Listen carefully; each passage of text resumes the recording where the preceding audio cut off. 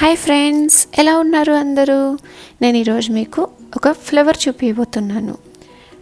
దీన్ని మనము డెకరేషన్స్కి యూజ్ చేసుకోవచ్చు. అది ఎలానో చూద్దాము. బిగ్ సైజ్ ఫ్లవర్ ఎలా తయారు చేయాలో చూపిస్తాను. ఫస్ట్ మనం ఒక పేపర్ తీసుకొని దాన్ని ఫోల్డ్ చేసుకొని ఒక పెటల్ షేప్ని డ్రా చేద్దాము. ఇది టెంప్లెట్ కింద యూజ్ చేస్తున్నాము. డ్రా చేసుకొని కట్ చేసేసుకోవాలి.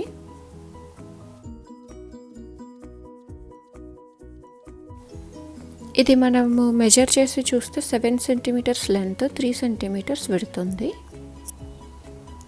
ఓకే, నెక్స్ట్ ఇప్పుడు ఈ పెటల్ సైజ్ని ఇంకొక పేపర్ మీద పెట్టేసి 1 ఫింగర్ విడ్తమైన ఒక లైన్ డ్రా చేసుకుందాము.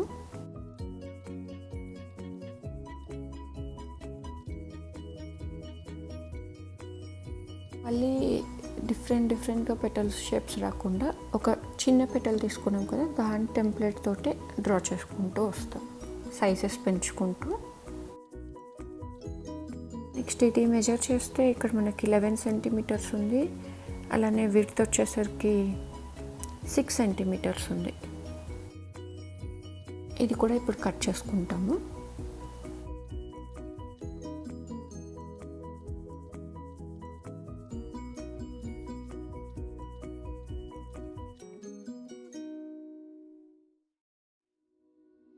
పెన్ చేసి చూసుకోండి, షేప్ సరిపోతే ఓకే, లేదు అంటే మళ్ళీ కొంచెం అడ్జస్ట్ చేయాలి shape. Now it's perfect. Next నేను ఈ 11 సెంటీమీటర్స్ది పెట్టి నెక్స్ట్ ఇంకొంచెం పెద్ద సైజు పెటల్ని డ్రా చేసుకుంటున్నా. Same procedure.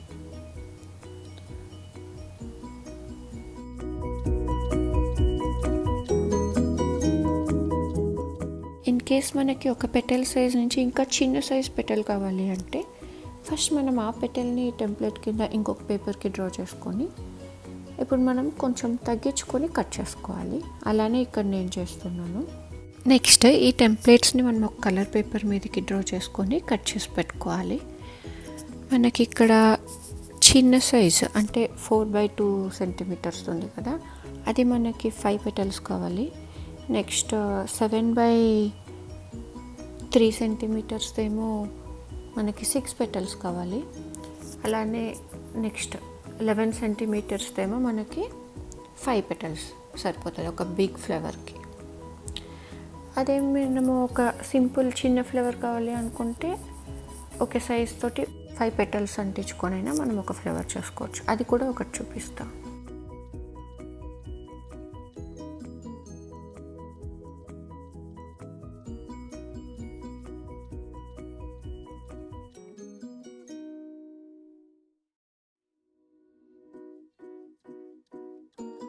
అండ్ మధ్యలో కింద సెంటర్లో కొంచెం స్లిట్ కట్ చేసి పెట్టుకోవాలి.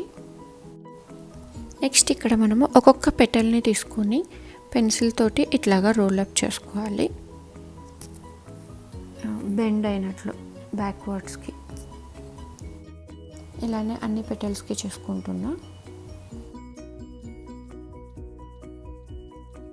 చిన్న పెటల్స్ అయితే ఓన్లీ 2 సైడ్స్ నుంచి రోల్ చేసుకుంటే సరిపోతుంది.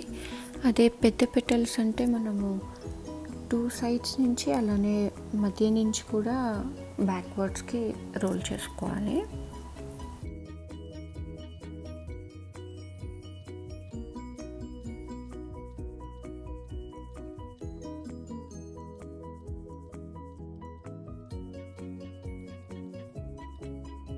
ఒకసారి మళ్ళీ చెప్తున్నాను, పెటల్ షేప్స్ కట్ చేసుకున్నాక మధ్య నుంచి కొంచెం స్లిట్ కట్ చేసుకోవాలి.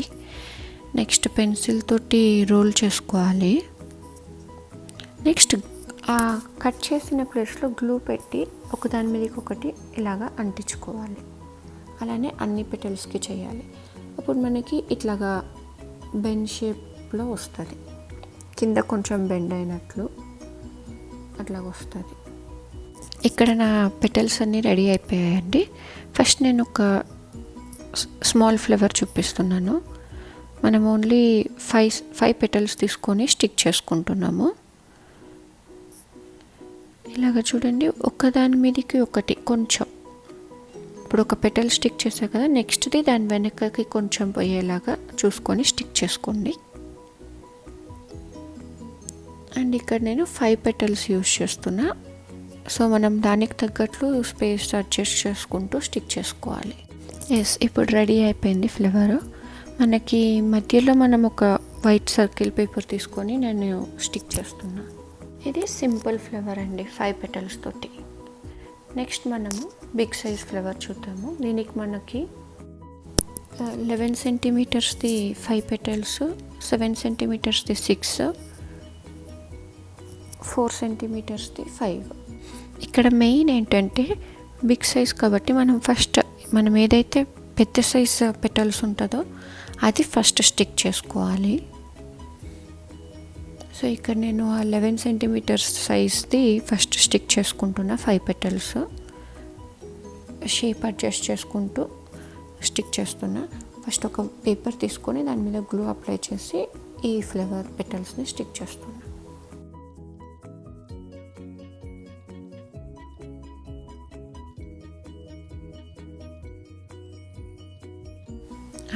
ఇది ఫస్ట్ లేయర్ ఫినిష్ అయింది.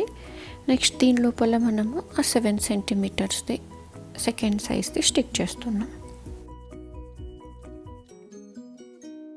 ఈ 2 పెటల్స్కి జాయింట్కి మిడిల్లోకి పెట్టుకుంటూ రావాలండి.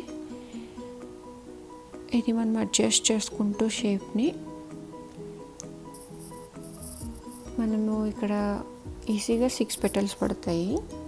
సో దాన్ని బట్టి అడ్జస్ట్ చేసుకుంటూ రావాలి. ఇది చాలా ఒకసారి మనం పెటల్స్ కట్ చేసి పెట్టుకుంటే సింపులే అండి.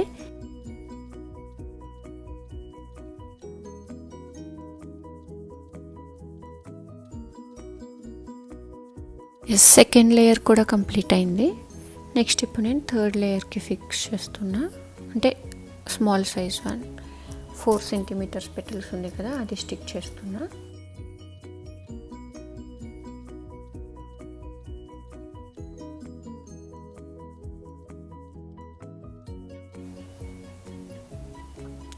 రెడీ అయిపోయింది.